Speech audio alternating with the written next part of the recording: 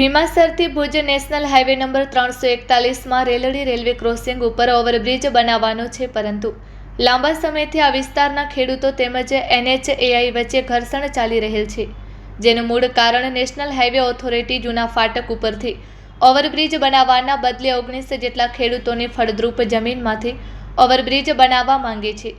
ખેડૂતો પોતાની જમીન બચાવવા માટે કચ્છના ધારાસભ્યો, સાંસદ, મંત્રી, કલેક્ટર અને ભાજપ પ્રમુખ સમક્ષ અવારનવાર રજૂઆતો કરી અને ઓવરબ્રિજ જૂની ડિઝાઇન મુજબ બનાવવામાં આવે, પરંતુ કોઈએ પણ ખેડૂતોને મદદરૂપ ના બન્યા। ત્યારબાદ ખેડૂતો તેમની જમીન બચાવવા માટે છેક દિલ્હી જઈ કેન્દ્રીય મંત્રી નીતિન ગડકરી સુધી પણ રજૂઆતો કરી, પરંતુ ખેડૂતોને કોઈ સાંભળવા તૈયાર નથી અને કોઈ પણ ભોગે ખેડૂતોની જમીનમાંથી આ સરકારો ઓવરબ્રિજ બનાવવા માંગે છે।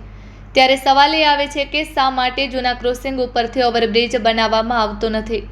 NHAI એવો જવાબ આપે છે કે બ્રિજ માટેની ડિઝાઇન ફિટ થતી નથી, પરંતુ અગાઉ આ ક્રોસિંગ ઉપરથી જ ડિઝાઇન બનાવેલ હતી, જેના ટેન્ડર પણ થઈ ગયેલ હતા અને સદભાવના કન્સ્ટ્રક્શનને કોન્ટ્રાક્ટ પણ અપાઈ ગયેલ હતો।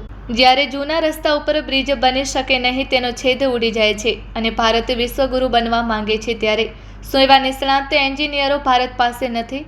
અગાઉ આ રીતે જ ભીમાસર ગામના ફાટક ઉપરથી પણ બ્રિજ ના બની શકે તેવું જણાવેલ હતું। ત્યાં પણ ડિઝાઇનનો પ્રશ્ન હતો, પરંતુ ગ્રામજનોની રજૂઆતો પછી ત્યાં ઓવરબ્રિજ બની ગયો। તે રેલડી શા માટે ના બની શકે અને આ સરકારમાં ખેડૂતોને કોઈ સાંભળવા માંગતા નથી? આ વિસ્તારના સાંસદ વિનોદભાઈ ચાવડા તેમજ ધારાસભ્ય ત્રિકમભાઈ છાંગા, જેઓ હાલે સરકારમાં મંત્રી પણ છે, તેમને પણ ખેડૂતોની કોઈ જ મદદ ના કરી અને આગેવાનો ધારે તો પોતાની સરકાર પાસે રજૂઆત કરી અને હજુ પણ મૂળ જૂના રસ્તા ઉપરથી ઓવરબ્રિજ બની શકે તેમ છે। અત્યારે સમગ્ર ગુજરાતમાં ખેડૂતો સાથે આતંકવાદી જેવો વ્યવહાર સરકાર તેમજ પોલીસ અને વહીવટી તંત્ર કરી રહેલ છે, જેમાં વીજ લાઈનો હોય કે રેલવે કે રોડના પ્રશ્નો હોય, ક્યાંય ખેડૂતોને ન્યાય મળતો નથી અને હવે તો ખેડૂતો પણ બોલતા થયા છે કે આ લોકશાહી કરતાં તો અંગ્રેજો સારા હતા, જે પણ આટલો જુલમ ખેડૂતો ઉપર કરતા ન હતા। અત્યારે કચ્છ જિલ્લાના વ્રજવાણી વિસ્તારમાં મસ્ત મોટી વીજ લાઈનો પસાર થઈ રહેલ છે, જેમાં પણ મામૂલી વળતર આપી ખેડૂતો ઉપર દમન અને અત્યાચાર સરકાર કરી રહેલ છે અને પોલીસનો સાથ લઈ વીજ કંપનીઓને ફાયદાઓ પહોંચાડવાનું કામ કરી રહેલ છે, જેથી માંગણી છે કે રેલડીના ખેડૂતોની જમીન બચાવો અને ન્યાય આપો, કારણ વગર જમીનનો સત્યાનાશ ના કરો અને જૂના એલામેન્ટ મુજબ ઓવરબ્રિજ બનાવવામાં આવે। ખેડૂતોના ખંભે બેસી સરકાર બનાવનાર કચ્છ ભાજપના નેતાઓ, જાગો, ઉઠો અને ખેડૂતોને ન્યાય અપાવો। ખેડૂત જગતનો તાત છે, એના ઉપર દમન અને અત્યાચાર બંધ કરો અને ખેડૂતોની ફળદ્રુપ જમીન તેમજ દેવાલયો બચાવવા માટે ફેર વિચારણા કરી અને હાલના હયાત રસ્તા ઉપર જ ઓવરબ્રિજ બનાવો તેવી માંગ છે। આજે ખાસ કરીને આ પ્રેસ મિટિંગમાં અમે એ મુદ્દા લઈને આવ્યા છે કે છેલ્લા ઘણા સમયથી ગુજરાતમાં આ સરકાર, એમની પોલીસ, કંપનીઓ ખેડૂતો ઉપર દમન ગુજારી રહેલ છે, દાદાગીરી કરી અને ખેડૂતો ઉપર અત્યાચાર કરે છે। એમાં વીજ લાઈનો હોય, પાઇપલાઇનના કામો હોય કે પછી રોડ રસ્તાના કામો હોય। હમણાં જે મુદ્દો આજે અમે લઈને આવ્યા છીએ કે આપણો ભીમાસરથી ભુજ સુધીનો જે નેશનલ હાઈવે છે, નેશનલ હાઈવે નંબર 341, મોટા ભાગનું કામ પૂરું થઈ ગયું છે, પરંતુ એક રેલડી કુકમા કણે જેનો ઓવરબ્રિજ હજી એક બાકી છે।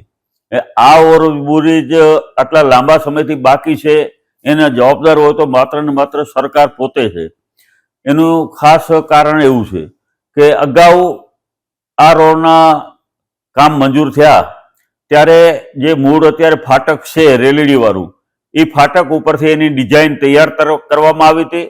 ત્યાર પછી એના ટેન્ડરો થયા અને સદભાવના નામની એક કંપની એને કામ પર અપાઈ ગયું હતું। તો તમામ રીતે આ ઓવરબ્રિજ ઉપરની ડિઝાઇન બની ગયેલી હતી, પરંતુ ક્યાંક ને ક્યાંક એવું કોઈ કારણ આ લોકોએ સરકારે બનાવ્યું કે એ ઓવરબ્રિજને મૂકી મૂળ જે અત્યારે રોડ ઉપરનો જે જ્યાંથી બનાવવાનો છે ફાટક ઉપર, એને બદલે આખું ડાયવર્ટ કરી નાખ્યું અને ડાયવર્ટ કરવાથી પરિસ્થિતિ એવી થઈ કે આજે 19 જેટલા ખેડૂતોની ફળદ્રુપ જમીન, બાગાયત જમીન, જે પાક છે બાગાયત, એને અત્યારે ખૂબ મોટું નુકસાન કરી રહ્યા છે। ત્યાં જૈન ધર્મનું એક ત્યાં દેવાલય પણ આવેલું છે, ત્યાં એમનો ઉપાશ્રય છે, એને પણ ખૂબ મોટું નુકસાન ત્યાં થઈ શકે એવું છે। એટલા માટે ત્યાં ખેડૂતો સતત સંઘર્ષ છેલ્લા 3 થી 4 વર્ષથી એ સતત સરકાર સાથે અને NHI એટલે કે નેશનલ હાઈવે ઓથોરિટી સામે આ ખેડૂતો સતત સંઘર્ષ કરી રહ્યા છે. ખેડૂતોની રજૂઆત એવી છે કે અમારી જમીન તમે શા માટે બગાડો છો? તમારે જે અત્યારે ફાટક છે ત્યાંથી ઓલરેડી પહેલા એક વખત ડિઝાઇન બની ગયેલી છે, તો પછી અત્યારે હવે તમે એવું કેમ જે નેશનલ ઓથોરિટી કહે છે કે અહીંયા પુલની ડિઝાઇન બેસતી નથી? તો આટલો મોટો દેશ છે જ્યાં અત્યારે આટલા બધા એન્જિનિયરિંગ અત્યારે કુશળ આ દેશમાં છે કે જો દરિયામાં બ્રિજ બનાવી શકતા હોય તો આ રેલવેના ફાટક ઉપરથી બ્રિજ શા માટે ન બને? પરંતુ ક્યાંક ને ક્યાંક કોઈકનું કોઈક ભાજપના નેતાઓનું હિત ક્યાંક ને ક્યાંક જોખમાતું હોય અને આ ઓવરબ્રિજ બદલવાથી એમને ફાયદો થતો હોય એવું અમને દેખાય છે. ત્યારે છેલ્લા ઘણા સમયથી આ ખેડૂતો સતત રજૂઆતો કરે છે, સંઘર્ષ કરે છે અને ખાસ કરીને કચ્છ જિલ્લાના આપણા સાંસદ વિનોદભાઈ ચાવડા પાસે ગયા, એમની પાસે રજૂઆતો કરી. એમના પછી આ વિસ્તાર એટલે અંજાર ધારાસભ્યના મત વિસ્તાર છે, જેઓ અત્યારે હાલે મંત્રી છે એવા ત્રિકમભાઈ સાંગા પાસે પણ રજૂઆત કરવા ગયા, ત્યાં પણ એને કોઈ સાંભળવા ન આવ્યા. એના પછી કલેક્ટર શ્રી પાસે રજૂઆતો કરી, એમને પણ ખેડૂતોને સાંભળ્યા નહીં. એના પછી તમારે ભાજપના પ્રમુખ જિલ્લાના દેવજીભાઈ વર્તન પાસે ગયા, ત્યાં પર કોઈ સાંભળ્યું નહીં. ગુજરાત સરકારમાં મુખ્યમંત્રી ગૃહમંત્રી સુધી ગયા, કોઈ એને સાંભળ્યા નહીં. અને ખેડૂતો ના છૂટકે દિલ્હી સુધી ગયા, જ્યાં દિલ્હી સુધી જે આ રોડના મંત્રી છે એવા નીતિન ગડકરીજી એમની પાસે પણ ગયા. એમને આશ્વાસનો આપવામાં આવ્યા દરેક વખતે કે અમે કહીએ છીએ, અધિકારીઓને કહીએ છીએ, પરંતુ કોઈ નિર્ણય ન લેવાનો. અધિકારીઓ અત્યારે અડગ છે કે અમે ખેડૂતોના ક્ષેત્રમાંથી જ ઓવરબ્રિજ બનાવીશું. ખેડૂતોના ક્ષેત્રોમાંથી બનાવવામાં સરકારને પર વધારે ખર્ચ થવાનું છે, જમીન સંપાદન કરવી પડશે. એના પછી આટલો બધો લાંબો બ્રિજ બને છે, એનું ખર્ચ પણ વધવાનું છે. પણ ક્યાંક ને ક્યાંક અધિકારીઓ પોતાના હિત માટે થઈ અને કોઈ વાત સ્વીકારવા તૈયાર નથી. ક્યાંક ને ક્યાંક મંત્રીઓને, સાંસદને, ધારાસભ્યોને પણ નેશનલ હાઈવેના અધિકારીઓ ઉઠા ભરાવતા હોય એવું અમને લાગી રહ્યું છે. વિચાર કરો કે અત્યારે પોલીસનો સાથ લઈ અને બળજબરીથી કોઈ પણ ભોગે એ અત્યારે ત્યાં ઓવરબ્રિજ બનાવવા માંગે છે. તો આ ખૂબ જ દુઃખદ બાબત છે. અને ખેડૂતોને આટલો અન્યાય શા માટે? ભારત દેશ એક ખેતી પ્રધાન દેશ છે અને ખેતી પ્રધાન દેશમાં બને ત્યાં સુધી ખેડૂતોને ક્યાંક ને ક્યાંક મદદરૂપ બનવાનું હોય, એને બદલે તમે પોલીસ ઉપર દમન ગુજારી એની આવી કિંમતી જમીન જ્યાં બાગાયત છે, ફળદ્રુપ જમીન છે, ત્યાં તમે ઓવરબ્રિજ બનાવવા જઈ રહ્યા છો. તો આ સરકાર કઈ રીતે કામ કરે છે એ સમજવાની વાત છે કે જૂનું ફાટક છે એનામાંથી ઓવરબ્રિજ બને તો સરકારનું ખર્ચ પણ ઘટે એમ છે, કોઈને નુકસાન થાય એવું નથી. તો ખેડૂતો એની રીતે સાચા છે કે ભાઈ તમારો બ્રિજ બની શકે એમ છે, કોઈ વિકલ્પ જ ન હોય તમારી પાસે તો અલગ વાત છે. આવો જ એક કિસ્સો આ રસ્તા ઉપર અમારે ભીમાસર ગામનો પર જયારે ઓવરબ્રિજ બનતો હતો ફાટક ઉપર, ત્યારે ત્યાં પણ એવું ત્યાંના ઇજનેરોએ કીધેલું હતું, અધિકારીઓએ અમને એવું જણાવેલું હતું કે આ ફાટક ઉપરથી ઓવરબ્રિજની ડિઝાઇન બેસતી નથી. પરંતુ અમે જે તે વખતે કલેક્ટર શ્રી બરાબર હતા, મહેન્દ્ર પટેલ અહીંયા હતા અને એમની પાસે અમે રજૂઆતો કરી જે તે વખતે ગ્રામજનોએ કે ભાઈ આ બ્રિજ જો બીજી જગ્યાએ બને તો સરકારનો ખર્ચ પણ બચશે ને ખેડૂતોની કિંમતી જમીન પણ જશે.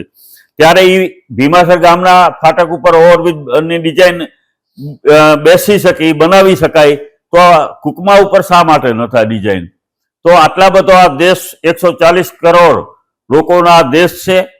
દેશ જ્યારે વિશ્વગુરુ બનવા તરફ આગળ વધી રહ્યો છે ત્યારે શું આ ફાટક ઉપરથી ઓવરબ્રિજની ડિઝાઇન ન બનાવી શકાય? એવા એન્જિનિયરો એમની પાસે નથી. તો સરકારને પણ અમે પૂછવા માંગીએ છીએ, આ સાંસદ માત્ર આશ્વાસનો આપે છે, એમની જ સરકાર છે કેન્દ્રમાં, એમની જ સરકાર છે ગુજરાતમાં, તો સરકારને કેમ સમજાવી ન શક્યા? તો વિનોદભાઈ પાસે ખેડૂતો અપેક્ષા લઈને ગયા હતા, એને સાંભળવામાં નથી આવ્યા. મંત્રી પાસે ગયા હતા, આખરે ન છૂટકે ખેડૂતો ઉપર દમન કરી અને એની સાથે ઉપરથી આ બધા ઓવરબ્રિજ બનાવવા માંગે છે. એટલે અમે સરકારશ્રીને કહેવા માંગીએ છીએ કે બહુ થયું. અને બીજી વાત કે એને વળતર પણ મામૂલી ચૂકવવા માંગે છે. કદાચ તમારે કાઢવાનો ઓવરબ્રિજ થાય તો ખેડૂતોને સંતોષ થાય એવું વળતર તો આપો. ત્યાં અત્યારે બાગાયત ખેતી છે, ત્યાં અત્યારે ખૂબ મહેનત કરી અને આટલો ઉછેર કર્યો છે વૃક્ષોનો, ત્યારે એને ખેડૂતોને નારાજ તમે કરવાનું કારણ કોઈ ખરું? એને પૂરું વળતર આપો. એક એક ઝાડની કિંમત એને ખરેખર વધારેમાં વધારે આપવી જોઈએ અને ખેડૂતોને NHI અને વહીવટી તંત્ર બધા સાથે બેસી, સરકારના આપણા પ્રતિનિધિઓ છે ચૂંટાયેલા, મત લેવા આવે ત્યારે તો પગે પડતા હોય છે, પરંતુ જ્યારે દુઃખમાં અત્યારે જો ખેડૂતોની મદદરૂપ ન બને તો બરાબર વ્યાજબી નથી. એટલે અમે કચ્છના સાંસદ શ્રી વિનોદભાઈને પણ કહેવા માંગીએ છીએ, આપણા ઈ વિસ્તારના ધારાસભ્ય અને મંત્રી પણ અત્યારે છે એવા ભાઈ ત્રિકમભાઈ સાંગાને પણ કહેવા માંગીએ છીએ કે તમે કોઈ પણ સંજોગોમાં ખરેખર તો તમે ઓવરબ્રિજને હટાવી અને મૂળ જે ફાટક છે એના ઉપરથી જ બનાવવા માટેના પ્રયાસો કરો, છતાં તમારાથી જો એ નથી થઈ શકતું તો ખેડૂતોને સારામાં સારું વળતર અપાવો. આ રજૂઆત અને માંગણી છે. અને નહીતર અમે ખેડૂતો સાથે રહી અને કોંગ્રેસ પણ એમની સાથે જોડાશે. જ્યાં મદદની અમારી જરૂર પડશે ત્યાં અમે એમને મદદ કરીશું અને ખેડૂતોને અન્યાય સાંખી લેવાશે નહીં. અત્યારે આખા ગુજરાતમાં ખેડૂતો ઉપર અત્યાચાર, દમન થઈ રહ્યા છે. હમણાં જ આપણે વ્રજવાણી ગામમાં હું ગયો હતો, ત્યાં પણ વીજ લાઈનોમાં મામૂલી વળતર આપી અને વીજ લાઈનો કાઢવા માંગે છે. ત્યાં મેં જોયું કે એના જંત્રીના ભાવ 18 રૂપિયા છે. 18 રૂપિયામાં અત્યારે આવે શું? એ ભાવ પ્રમાણે ગણતરી કરીને કલેક્ટરે વળતર નક્કી કર્યું છે. પછી એમાં અત્યારે મોરબીનું જેતપુર હોય કે તમારે બીજા ગામો છે, ત્યાં અત્યારે પરિસ્થિતિ તમે જુઓ. આકડિયા ગામ છે કે બીજા ઘણા બધા ગામોમાં, તમારે જામનગર જિલ્લામાં ખેડૂતો ઉપર અત્યારે આખા ગુજરાતમાં અત્યારે આ સરકાર દમન ગુજારી રહી છે. ખેડૂતોને ખંભે બેસી અને ગાંધીનગરની ગાદી હોય કે દિલ્હીની ગાદી સુધી આ લોકો પહોંચ્યા છે, પરંતુ જેમને પહોંચાડ્યા છે ને એને પાડતે પણ આવડે છે. એટલે સરકાર ચેતી જાય. જગતનો તાત છે. આખા દેશને જ્યારે અનાજ પૂરું પાડે છે, આપણો પેટ એનાથી ભરાય છે અને એને આપણે અન્યાય કેટલો ટાઈમ કરશું? તો અમારી આજે ખેડૂતો વતીથી માંગણી છે સરકારને કે તમે સમજી જાઓ અને ખેડૂતોને ન્યાય આપો. બસ અમારે એટલું જ કહેવાનું છે. વિકાસ સામે કોઈને વાંધો ન હોય, પણ કોઈનો વિનાશ કરી અને વિકાસ કરી શકાય નહીં. ત્યાંના ખેડૂતો અત્યારે સતત સંઘર્ષ કરી રહ્યા છે. તો ખરેખર ખેડૂતોને માટે સરકાર વિચારે અને ખેડૂતોને આટલો અત્યાચાર ખેડૂતો ઉપર ન કરે અને એને યોગ્ય સંતોષ થાય એ રીતે કામ થાય એવી અમારી માંગણી છે. આપ સૌનો ખૂબ ખૂબ આભાર. ધન્યવાદ.